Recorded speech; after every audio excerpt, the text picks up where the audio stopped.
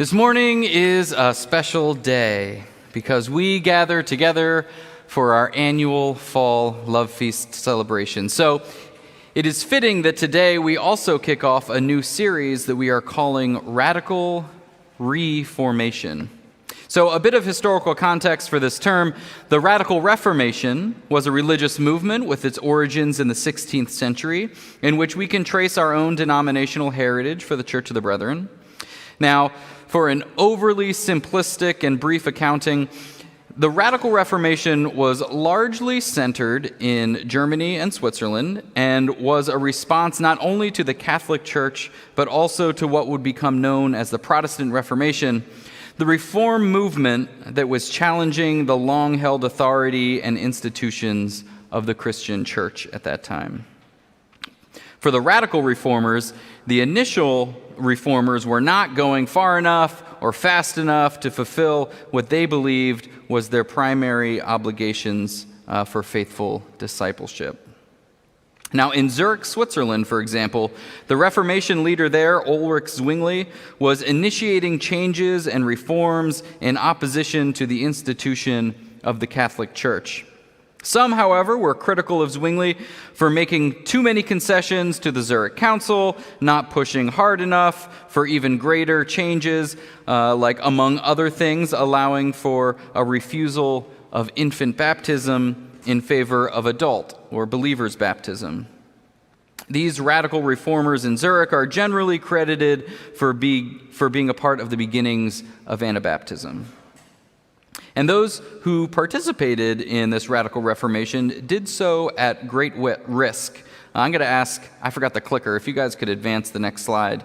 A little over a week ago, I was in Zurich and captured this image. For those of you who are not native German speakers, this roughly translates as here in the middle of the Limmat River on a fishing platform, Felix Manz and 5 other Baptists, baptizers, radical reformers, in the time of the Reformation drowned between 1527 and 1532. And lest you be confused, their drowning was not some accident. The last line says the last Baptist was executed in Zurich was Hans Landis in 1614. So there was a very intentional effort to try and quiet those radical reformers who were seeking greater change at the time. All right, that's enough with that slide. Cute swan up in the corner. So there's a long history within Christianity of looking into the past for inspiration for our present. So for our context, we selected this theme over the next few weeks, Radical Reformation, to consider some of the useful and long-standing faith practices that may help us today in new and fruitful ways. In the coming weeks, we'll be exploring some of these traditions as we contemplate how they may be helpful in reforming our own faith in the world today. Radical Reformation. The term radical often has a negative or extreme connotation to its usage, often describing something that's entirely new, novel, and untested. But in reality, according to the words of the Merriam-Webster website, radical was first an adjective borrowed in the 14th century from the late Latin radicalis, itself from the Latin radic or radix, meaning root. And the earliest uses of radical are indeed all about literal roots, hanging on the meaning of relating to or proceeding from root. In this way, radical reformers were seeking to return to a deeply rooted understanding and practice of their faith, looking back to the earliest Christian church and its teachings, but doing so within the context of their own lives many centuries later. So too, we seek to look back on the faith and practices of those who have come before, gleaning the wisdom and value from life-giving exercises and ordinances. In doing so, we re-encounter the benefit that such things have offered, and when we reenact holy actions like communion, the agape meal, feet washing like we will do today, we relive and remember those things as an act of discipleship. And so doing so is a very holy thing. We seek to reform ourselves and reorient our faith towards that which Jesus has always called us to.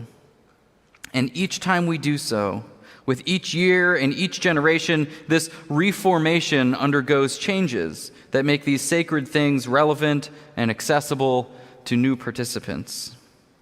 The love feast that we celebrate this morning is notably different from the way that we choose to celebrate Love Feast in the spring. This morning's Love Feast is accessible to many who, for whatever reasons, don't attend the Maundy Thursday Love Feast meal that happens in the spring during Holy Week. This event takes place in the evening with an admittedly more solemn tone. Sometimes men and women might sit at separate tables. There's low lighting and a customary simple soup and bread. This is how I grew up attending Love Feast in my own congregation, and this, for lack of a better term, traditional gathering resonates deeply for myself and is very meaningful for many others as well. But I'll note that I'm almost hesitate to use the term traditional because it's really just a relative term. Our own traditional love feast would likely not be considered traditional at all for those who lived 100 years ago, nor theirs for their German-speaking ancestors. So it's difficult to say what an authentic or even traditional love feast looks like nearly 2 millennia after the first Last Supper. This morning, a number of other congregations are gathering in similar ways as our own, but perhaps with new and unique twists. Some are using different styles of music, others are sharing a meal with international and ethnically diverse foods, some washing hands instead of feet. There are any number of ways that a church might choose to celebrate a love feast together, but there are typically a few core elements. One, a period of examination where we center ourselves in preparation. We'll be doing that in a little bit. This often includes making amends with those that we might have a disagreement with in the church community, as well as reconciling our own discord with God. We seek to enter Love Feast with a peace in our hearts, with God, and with one another. 2, the bread and cup communion is an act of remembrance for the life and the death of Jesus. We consume these holy elements, and in doing so, incorporate Jesus into our own bodies, minds, and lives for the world today. 3, we share a meal and enjoy it with those who are gathered around us. There is no hierarchy for a love feast. All are welcome and all are joined together in this feast of love. We celebrate the joy of friendship and community with food and fellowship. Finally, we engage in service with humility, most often in the act of washing one another's feet. This is an act that Jesus performed for his disciples at the Last Supper, and we too reenact this occasion as part of our love feast. This morning we'll also have a service project opportunity to participate in, sharing in an act of love and service. We do all of these things as an act of reformation because Jesus told us to. In John chapter 13, we read, "When he had finished washing their feet, he put on his clothes and returned to his place. 'Do you understand what I have done for you?' he asked them. 'You call me teacher and Lord, and rightly so, for that is what I am. Now that I, your Lord and teacher, have washed your feet, you also should wash one another's feet. I have set you an example that you should do as I have done for you.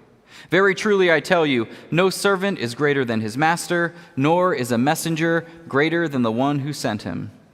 Now that you know these things, you will be blessed if you do them.' And every time that we engage in these holy things, we are indeed blessed in reconnecting with God and growing closer to one another in love. This is the core celebration of Love Feast. We accept God's love to us through Jesus Christ, and we share and celebrate that love with one another. It's really that simple.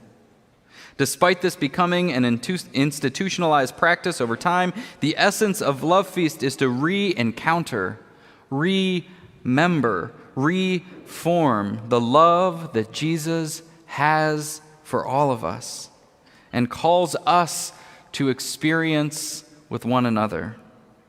So today is not just some kind of congregational meal that the church is putting on or providing to us, as if merely to consume and be grateful for not having to prepare lunch. It is a holy thing to come together and share with one another in community.